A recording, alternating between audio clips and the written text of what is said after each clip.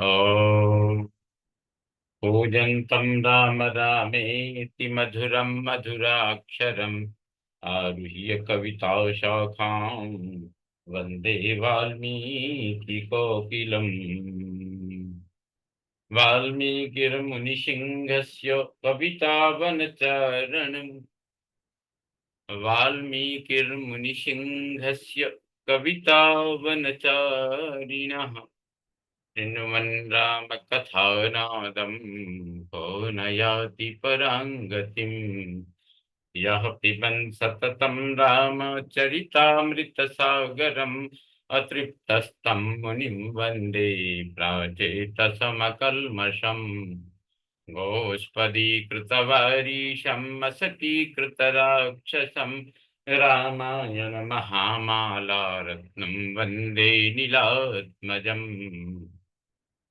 अंजनानंदनं वीरं जानकी शोकनाशनं कपीसमक्षहन्तारं वन्दे लंका भयंकरम्। भवतां समेषां श्रीमद् वाल्मीकि रामायण पारायणोपक्रमे हार्दं स्वागतम् अभिनन्दनं च। इदानीं बालकांडस्य 37 सर्गः आरभ्यते। इस सर्ग में देवताओं का शिव पार्वती जी को सुरतक क्रीड़ा से निवृत्त करना तथा उमा देवी का देवताओं और पृथ्वी को ताप देना, यह सब वर्णित है। उक्त वाक्ये मुनौ तस्मिन् उभौ राघव लक्ष्मणौ प्रतिनंद्य प्रतिनंद्य कथां वीराभु चतुर्मुनि पुंगवम। विश्वामित्र जी की बात समाप्त होने पर श्री राम और लक्ष्मण दोनों वीरों ने उनकी कही हुई कथा का अभिनंदन करके मुनिवर विश्वामित्र से इस प्रकार कहा। धर्मयुक्तमिदं ब्रह्मन् कथितं परमं त्वया दुहितुः शीलराजस्य दुहितुः दुहितुः शैलराजस्य ज्येष्ठाया वक्तुमर्हसि विस्तरं विस्तरज्ञोऽसि दिव्यमानुष संभवम्। ब्रह्मन, आपने यह बड़ी उत्तम धर्मयुक्त बात कही। ये कथा प्रसंग आपका बड़ा ही धर्म से युक्त था। अब आप गिरिराज हिमवान की ज्येष्ठ पुत्री गंगा के दिव्य लोक तथा मनुष्य लोक से संबंध होने का वृत्तांत विस्तार के साथ सुनाइए, क्योंकि आप विस्तृत वृत्तांत के ज्ञाता हैं। त्रीन् पथो हेतुना केन प्लावये लोक पावनी कथं गंगा त्रिपथगा विस्तृता सरिदुत्तमा। लोक को पवित्र करने वाली गंगा इस कारण से 3 मार्गों में प्रवाहित होती है। सरिताओं में श्रेष्ठ गंगा की त्रिपथगा नाम से प्रसिद्धि क्यों हुई? त्रिषु लोकेषु धर्मज्ञ कर्मभिः कई समन्विता तथा ब्रुवति काकुत्स्थे विश्वामित्रस्तपोधने तथा ब्रुवति काकुत्स्थे विश्वामित्रस्तपोधनः निखिलेन कथां सर्वां ऋषि मध्ये न्यवेदयत्। धर्मज्ञ महर्षि तीनों लोकों में वे अपनी 3 धाराओं के द्वारा कौन कौन से कार्य करती है। श्री रामचंद्र जी के इस प्रकार पूछने पर तपोधन विश्वामित्र ने मुनिमंडली के बीच गंगा जी से संबंध रखने वाली सारी बातें पूर्ण रूप से कह सुनाई।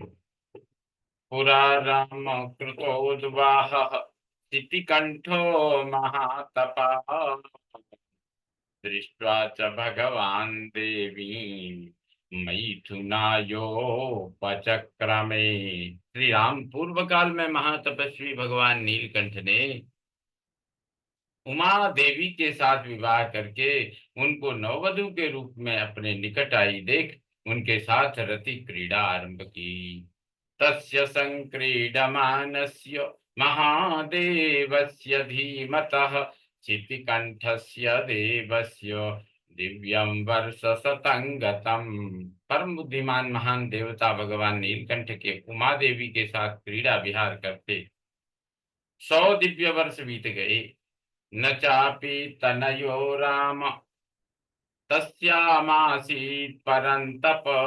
सर्वे देवा समुद्युक्ता पितामह पुरोगमा। शत्रुओं को संताप देने वाले श्री राम इतने वर्षों तक विहार के बाद भी महादेव जी के उमा देवी के गर्भ से कोई पुत्र नहीं हुआ। यह देख ब्रह्मा आदि सभी देवता उन्हें रोकने का उद्योग करने लगे। यदि होत्पद्यते भूतं कस्तत्प्रतिसहिष्यति। अभिगम्य सुरा सर्वे प्रणिपत्येदमब्रुवन्। उन्होंने सोचा, इतने दीर्घ काल के पश्चात यदि रुद्र के तेज से उमा देवी के गर्भ से कोई महान प्राणी प्रकट हो भी जाए तो कौन उसके तेज को सहन करेगा। यह विचार कर सब देवता भगवान शिव के पास जा उन्हें प्रणाम करके यूं बोले, देव देव महादेव लोकस्य हिते रत। सुराणाम प्रणिपातेन प्रसादम कर्तुमर्हसि। इस लोक के हित में तत्पर रहने वाले देव देव महादेव देवता आपके चरणों में मस्तक झुकाते हैं। इससे प्रसन्न होकर आप इन देवताओं पर कृपा करें। न लोका धारयिष्यन्ति तव तेजः सुरोत्तम। ब्राह्मेण तपसा युक्तो दिव्या सह तपश्चर। सुरश्रेष्ठ, ये लोग आपके तेज को धारण नहीं कर सकेंगे, अतः आप क्रीड़ा से निवृत्त हो वेद बोधित तपस्या से युक्त होकर उमा देवी के साथ तप कीजिए। त्रैलोक्य हित कामार्थम तेजस्तेजसि धारय। रक्ष सर्वानिमान लोकान नालोकं कर्तुमर्हसि। तीनों लोकों के हित की कामना से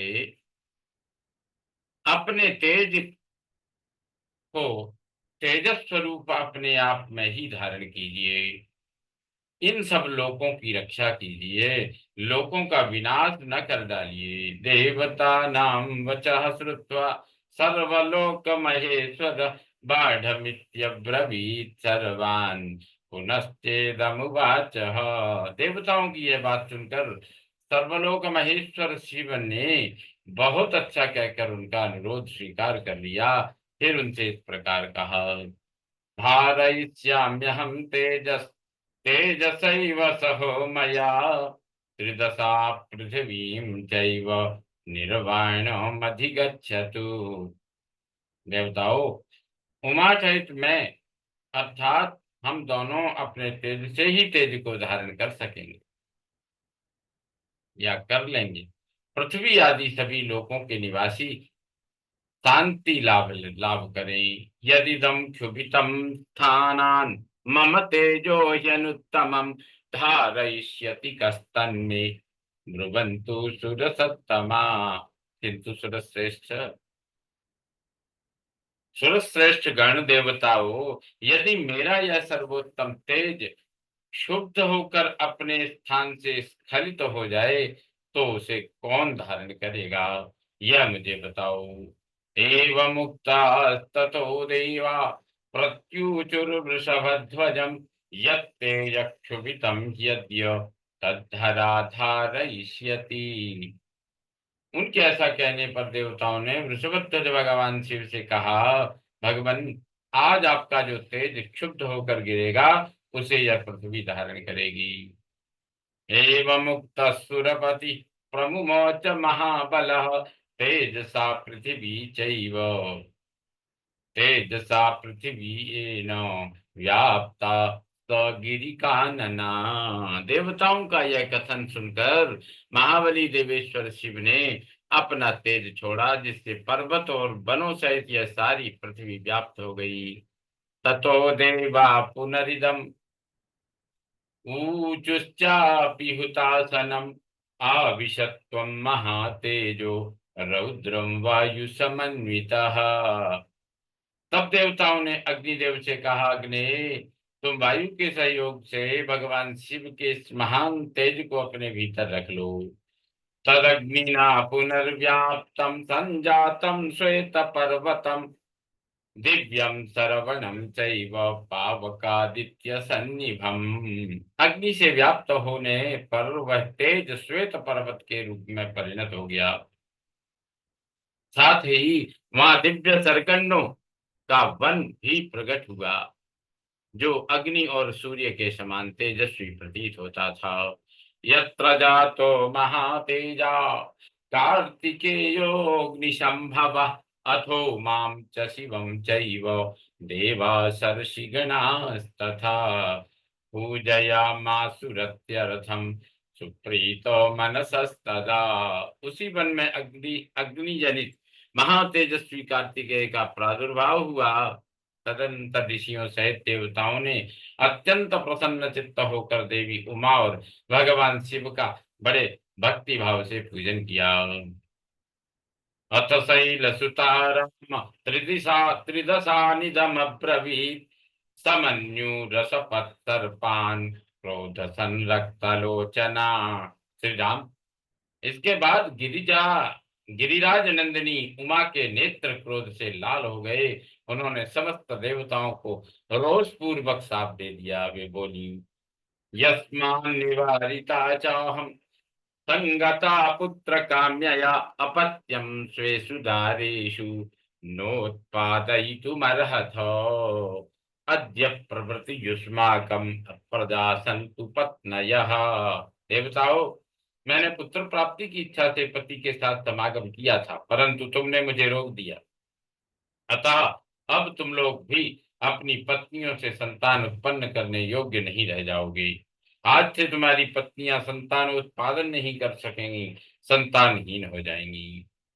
एवं उक्त्वा असुरान् सर्वान् सशाप पृथिवीमपि अवनेनैकरूपा त्वं बहुभार्या भविष्यति बहुभार्या भविष्यसि।